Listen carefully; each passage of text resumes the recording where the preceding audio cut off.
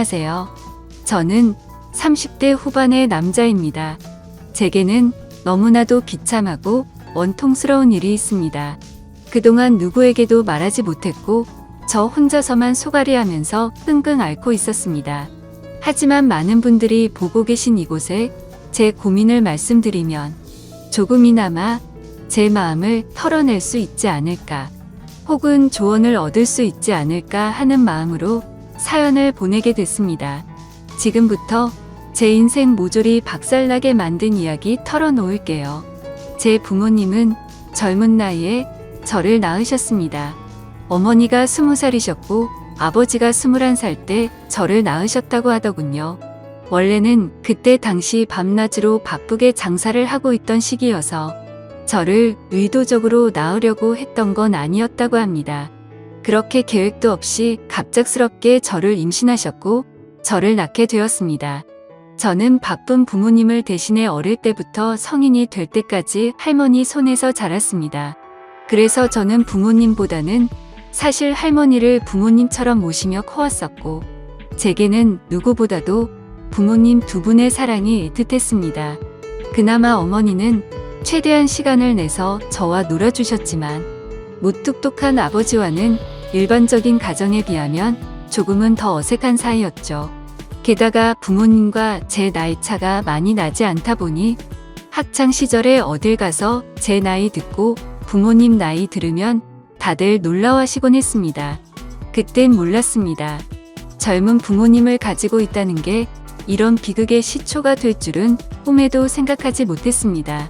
아무쪼록 저는 고등학교를 졸업하자마자 우연치 않게 아는 분의 소개로 배시를 시작하게 됐습니다. 제 직업의 특성상 한번 배를 타고 바다를 나가면 짧게는 3개월 정도 걸렸고 길게는 반년 이상 바다에 나가고는 했습니다. 그리고 육지로 들어와봤자 보통 짧게는 2주 안팎으로 머물렀고 길게 있어봤자 2달 정도만 쉬다가 다시 바다로 나갔습니다. 이러한 부분들이 조금은 힘들 때도 있었지만 사람은 익숙함이 무섭다더니 계속해서 하다 보니 힘든 것도 잘 모르겠더라고요. 그렇게 남들과는 다른 생활을 극복하면서 지내다 보니 어느새 제가 타는 배 안에서의 직급도 차츰 올라갔고 연봉도 대기업 연봉 부럽지 않게 벌어서 만족하고 있었습니다. 내성적인 성격이었기에 가끔씩 육지로 내려와도 연애할 생각도 크게 나지 않았고 긍정적으로 생각하려다 보니 제 나이대 친구들보다 돈을 훨씬 많이 버니까 그게 마냥 좋았죠. 아무쪼록 월세를 내면서 살바에는 돈을 꼬박꼬박 모으자고 생각해서 적금을 넣었고 나머지 남는 돈은 부모님께서 사시는데 보태어 쓰시라고 용돈을 보내드렸습니다. 그렇게 시간이 흘러가다 보니 제 나이도 어느덧 20대 중반이 되었습니다.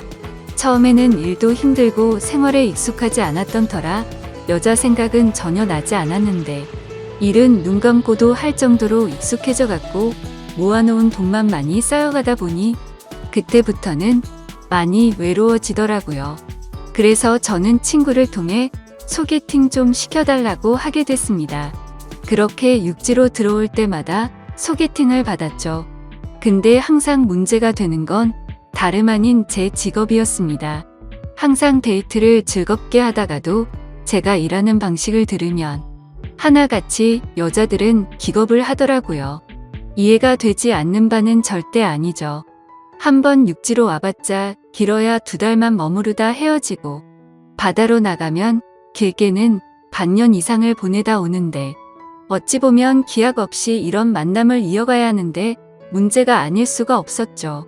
심지어 군대는 2년 정도만 기다리면 차라리 끝이 있었지만 저는 제 직업을 포기하지 않는 이상 끝이 나지 않는 거였기에 그렇게 기겁하는 모습을 이해했습니다.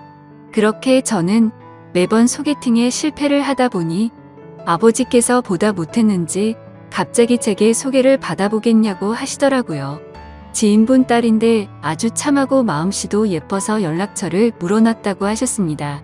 그래서 저는 넙죽 소개를 받겠다고 말씀드렸고 만나게 되었습니다. 처음 만난 그 여자는 아버지의 말대로 외모도 참했고 성격도 좋았기에 저는 첫눈에 반하고 말았습니다. 그래서 기존에 소개받던 여자들과는 달리 이 여자와는 꼭 연애를 하고 싶다란 생각이 컸었죠.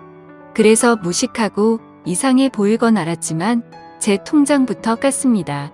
저는 직업이 남들과는 달라서 제약이 있는 부분도 있지만 나중에 제 가족 다 먹여 살리고 싶어서 이렇게 열심히 일하고 있다고 했습니다.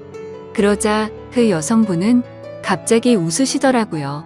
비웃는 게 아니라 첫 만남의 통장을 보여주는 제 모습에 갑자기 너무 귀엽고 웃겨서 웃었다고 했죠. 그 순간 저는 이 여자의 행동을 보고 마음속으로 그린라이트인가? 라는 생각이 들었습니다. 그래서 저는 더 침착하고 조심스럽게 말했습니다. 제가 바다로 나가고 육지에 머무르는 그런 기간들에 대한 얘기부터 시작해서 이것저것 많은 대화들을 나누었습니다. 그리고 제 진심을 알아줬는지 저희는 교제를 시작하게 되었습니다. 남들과는 너무 다른 교제 방식에 미안하기도 했지만 다른 사람에게 참아 보낼 수가 없었습니다. 많이 이기적인 걸 알았기에 제 모든 진심을 다해서 아껴주고 사랑해줬습니다. 그래서 아내와 1년 정도 사귀었을 무렵 저는 아내에게 프러포즈를 하게 됐습니다. 못난 저 때문에 이렇게 제약적인 만남을 해주는 것도 미안한데 고생하는 모습 보고 싶지 않다고 했습니다. 처가댁은 저희 집과 마찬가지로 돈이 많거나 그런 건 아니었습니다. 평범하게 직장 생활을 하고 계신 장인어른과 가정주부로 살아오신 장모님이셨죠. 그리고 제 아내는 공부에는 별 관심이 없었지만 지방 대학을 나와서 중소기업에서 격리로 일을 하고 있었습니다. 근데 회사에서 집까지 왕복 2시간이 넘게 걸리는 거리라 늘 마음이 쓰였습니다. 그래서 저는 그런 아내를 더 편하게 해주고 싶은 마음과 평생을 함께 하고 싶은 마음에 결혼하자고 하게 되었던 거죠. 하지만 예상대로 아내는 쉽사리 수락을 하지 않았습니다. 제가 싫지 않고 만나서 함께 있으면 너무 행복하고 좋은데 바다로 한번 나가면 너무 오랫동안 못 보는 게 어느 정도 걸린다고 하더라고요. 근데 평생 그럴 걸 생각을 하니 생각할 시간이 필요할 것 같다고 했습니다. 그래서 저는 지금처럼 연애를 하면 내가 육지로 나와서도 우리는 약속 시간을 정해서 서로 만나고 또다시 집으로 헤어지고 하는 거 시간이 아깝지 않냐고 했습니다. 함께 같이 살면서 조금이라도 더 오랫동안 계속 붙어 있는 게 좋지 않겠냐고 말했죠. 그리고 제 진심을 담아서 말했습니다. 출퇴근하느라 고생하는 것도 그만했으면 좋겠고 하루라도 빨리 우리를 닮은 아기를 낳아서 더 행복한 가정 만들고 싶다고요. 그러자 아내는 고민 끝에 결국 제 프로포즈를 수락해줬습니다. 그렇게 저희는 서둘러서 양가 어른분들을 모시고 상견례를 마쳤고 다음에 육지로 돌아왔을 때 결혼하기로 날짜까지 정하게 됐죠. 참으로 미안했습니다. 제가 신혼준비를 도와주지 못해서 아내는 제 어머니와 같이 대부분의 결혼식 준비를 함께하게 되었고 그러는 과정에서 친엄마 친딸처럼 친해졌더라고요. 그래서 저는 아내와 상의 끝에 저희 부모님을 모시고 함께 지내기로 했습니다. 아무래도 제가 자리를 비운 사이 혼자 쓸쓸히 지낼 아내를 생각하니 마음이 쓰이더라고요. 그렇게 저희는 결혼식을 하게 되었고 참 감사하게도 저희는 허니문 베이비가 생기게 되었죠. 저는 바다에 나가 있었고 아내의 임신 소식을 듣자마자 너무 신이 나서 같이 일하는 동료들에게 실컷 자랑을 했고 참 많이 행복했습니다. 저는 기대에 부풀어 행복한 가정을 꿈꾸며 열심히 돈 벌자라는 마음으로 즐겁게 뱃생활을 했습니다. 그렇게 시간은 흘렀고 제 아내는 세상 누구보다 예쁜 딸아이를 출산하게 됐죠. 정말 어릴 적부터 꿈꾸던 가정을 만들고 있는 것 같아서 눈물나게 행복했고 제 인생에 아내와 딸만 있으면 그 어떤 일도 다 할 수 있겠다고 생각했습니다. 그리고 앞으로 아이가 생겼는데 분가를 하는 게 좋을지 물었습니다. 아내는 제 말처럼 혼자 지냈으면 무섭고 외로웠을 것 같다며 부모님과 지내는 게 지금은 생각보다 좋다고 만족해 하더라고요. 저희 부모님도 아내가 참 예쁘고 일도 잘해서 너무 사랑스럽다고 칭찬 일색이셨고 같이 지내면서 손주도 보면 좋을 것 같다고 하셨습니다. 그렇게 저는 모든 것이 다 완벽하다고 느끼고 있었습니다. 하지만 그 완벽한 날들은 오래가지 못했습니다. 정말 슬프게도 제 어머니가 갑작스럽게 교통사고로 돌아가셨습니다. 길을 가다가 급히 무던 횡단을 하시다가 달려오던 차에 치여서 세상을 떠나시게 된 거죠. 그때는 어머니를 잃은 슬픔에 잠겨 다른 생각들은 전혀 할 수가 없었습니다. 그로 인해서 앞으로 벌어질 비참한 비극은 생각조차 못했습니다. 어머니를 잃은 슬픔에 잠시 일을 쉬었고 저는 다시 저희 가정을 먹여 살리기 위해 다시 배를 타기 시작했습니다. 그래서 그날부터 저희 집에는 제 아버지와 아내 그리고 딸아이만 있었죠. 어머니를 잃게 됐지만 아버지는 생각보다 괜찮으셨고 제 아내는 우울 증세가 올 정도로 많이 슬퍼했습니다. 친엄마처럼 따르고 지냈었기에 정말 많이 힘들어 하더라고요. 그래서 저는 아내가 걱정되어서 시간이 날 때마다 연락을 했고 아내는 걱정 말라며 괜찮게 지낸다며 시아버지 또한 잘 지내고 있다고 하더군요. 그런 모습에 저는 점점 아내의 우울 증세가 나아지고 있구나 하고 안심을 했습니다. 그렇게 제 어머니가 떠나가신 지 1년이란 시간이 지났습니다. 제가 다시 바다로 떠난 지 얼마 안 되어서 아내는 임신을 했다고 연락이 왔습니다. 그때도 첫 아이를 가졌을 때처럼 저는 정말 미친 듯이 기뻤습니다. 하늘나라로 가신 어머니가 저희 슬프게 지내지 말라고 선물로 아이를 보내줬다고 생각했습니다. 그날은 어머니 생각이 더 많이 나서 눈물로 밤을 지새웠던 것 같아요. 시간이 또 빠르게 흘러갔고 제 아내는 둘째로 산에 아이를 출산하게 됐습니다. 저는 제 어깨가 더 무거워졌지만 행복했습니다. 사랑하는 아내와 제 2명의 자식들을 위해선 못할 게 없었으니깐요. 이 세 사람을 제 인생의 축복이라고 생각하고 사명감을 갖고 더욱 열심히 살았습니다. 그런데 뭔가 이상한 점이 분명히 있었습니다. 제가 한 번씩 육지에 머무를 때를 생각해보면 아버지는 둘째 아들을 유독 좋아하셨습니다. 첫째 손녀를 낳았을 때는 보여주신 적 없던 모습들을 종종 보여주셔서 뭔가 이상했죠. 손녀 때는 그냥 좀 시큰둥하시던 분이 둘째는 너무 사랑스럽게 대하시기에 저는 단순히 딸이 아니라 사내 아이라서 저렇게 좋아하시는 건가라고 생각했었습니다. 그러던 어느 날 제 인생에서 가장 비참하고 충격적인 순간의 날이었습니다. 날씨가 좋지 않은 바람에 저희는 예정보다 일찍 하선을 하게 되었습니다.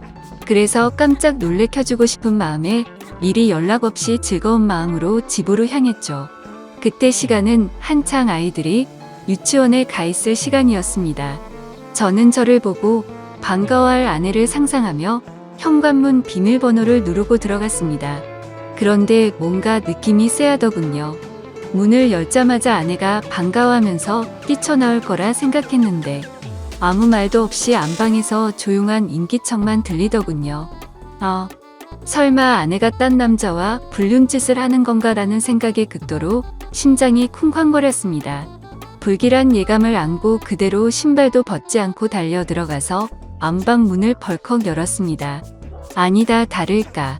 불길한 제 예감은 적중했고 제 예상대로 아내는 바람을 피우고 있었습니다. 근데 더 충격적인 건 진짜 상상조차 못한 현장을 목격했기 때문이죠. 저는 아내가 바람을 피워서 다른 남자를 집안에 끌어들였구나 생각만 했지. 제 아내와 함께 있었던 상대가 제 아버지일 거라고는 감히 상상조차 하지 못했습니다. 안방문을 여니 아버지와 아내는 다급하게 옷을 입고 있었고 저와 눈이 마주쳤는데 저는 정말 어떤 심정이 들었을까요? 너무 충격을 받은 저는 그 자리에서 주저앉았습니다. 생전 처음 알았습니다. 사람이 얼마나 충격을 받으면 주저앉는지를 말이죠. 멍하니 넋 없이 아무 말도 못하고 있었습니다. 조금 뒤에 아버지라는 가면을 쓴 그 인간은 아무 말도 안 하고 도망치듯이 집 밖으로 나가버리더군요. 그리고 제 아내는 옆으로 다가와서 미안하다며 한 번만 용서해달라고 빌고 있는데 그때 기분은 너무 불쾌해서 목소리조차 듣기가 싫더라고요. 제 옆에서 울면서 아내는 제게 말했습니다. 시어머니가 돌아가시고 너무 우울해서 매일같이 너무 슬펐다고. 근데 제가 옆에 없으니까 병원까지 다닐 정도로 심해졌답니다. 그렇게 외로움이 극에 달했을 때 아내는 시아버지와 매일같이 술을 마시게 됐고, 어느덧 술 기운에 자신도 모르게 실수를 하게 되었고, 그 이후로는 누가 먼저라고 할 것도 없이 자연스럽게 이런 관계가 됐다고 했습니다.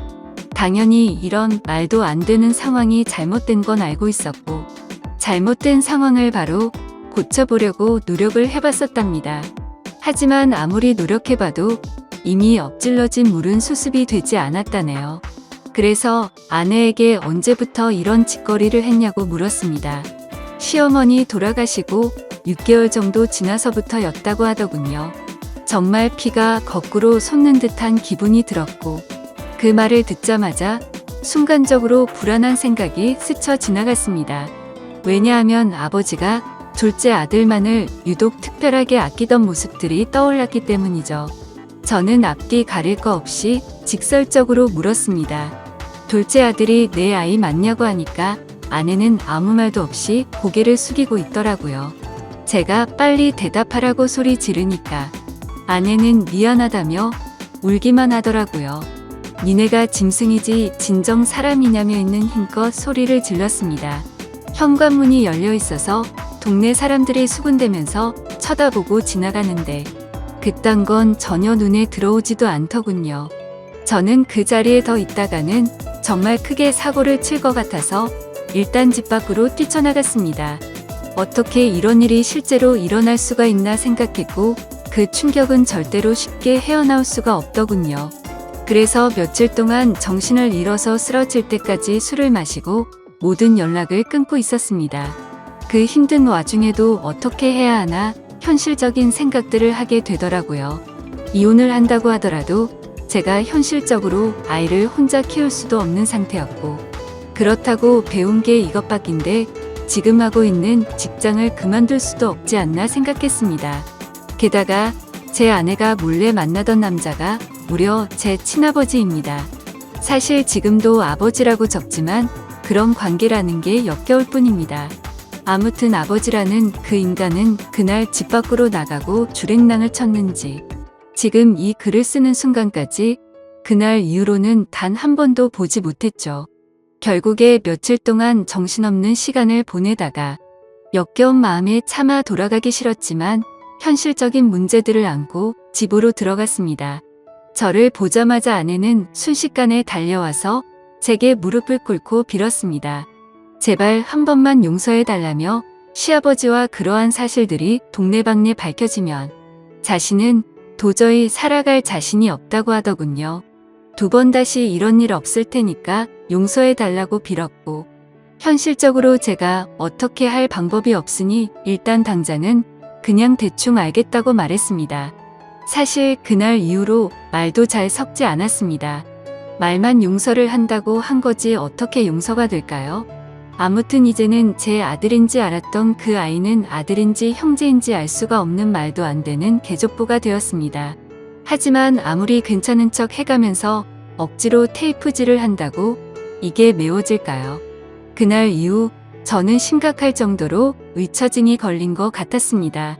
하루라도 아내와 연락이 안 되면 극도로 불안해지고 초조해져서 미쳐버릴 것 같더라고요. 그때부터는 제 생활은 엉망진창이 되었고 일상이 파괴되다시피 했습니다. 배를 타고 나가서도 일도 손에 안 잡히고 그때 역겨운 상상들이 떠오르고 도저히 버틸 수가 없겠더라고요. 결국 끝내 저는 정신과까지 다니면서 약을 먹고 치료를 받았죠. 병명은 공황장애와 폐쇄공포증까지 겹쳐서 생겼다고 하더라고요. 그래서 저는 그날 이후 제가 애착심을 갖고 일하던 배실을 그만둘 수밖에 없었습니다.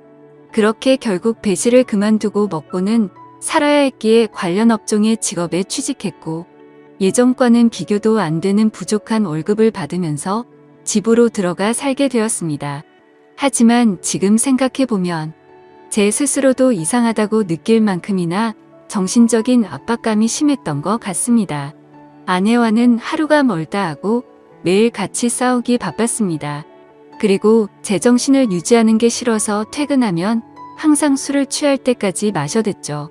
그런 관계를 지속해오다 보니 결국 아내도 참고 참다가 결국 이혼을 하게 되었습니다.